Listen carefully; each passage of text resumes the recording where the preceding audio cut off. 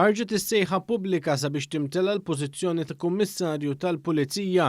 Din hija l-ewwel darba li l-kariga ta' kummissarju ser tkun qed timtela permezz ta' għażla miftuħa għal kulħadd u dan skont ir-rakkomandazzjonijiet tal-Kummissjoni Venezja. Il-Kummissjoni dwar is-Servizz Pubbliku permezz tas-Segretarju Permanenti Ewlieni qalet li l-applikazzjonijiet jintlaqgħu mill-Kummissjoni dwar is-Servizz Pubbliku sa nhar it-tnejn 11 ta' Mejju u jistgħu jiġu sottomessi elettronikament fuq recruitment.gov.mt.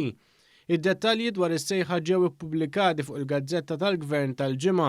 Il-metodu ta' kif jinħatar il-Kummissarju tal-Pulizija l-ġdid ġie approvat mill-Parlament fejn saħansitra l-Gvern Malti mar pass il quddiem minn dak li rakkomandat il-Kummissjoni Venezja u rrinunzja il-vito li kellu l-Prim Ministru biex jaħtar kummissarju. Il-persuna l-ogħla kariga fil-korp se tkun anke skrutinizzata mill-Kumitat Parlamentari għal ħatrit pubbliċi.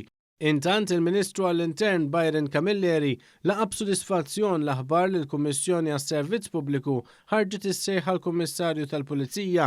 Il-Ministru Camilleri spjega kif dan il-perjodu il-poplu Malti wawċi għaraf aktar minn qatt qabel l-importanza tal-korp tal-Pulizija.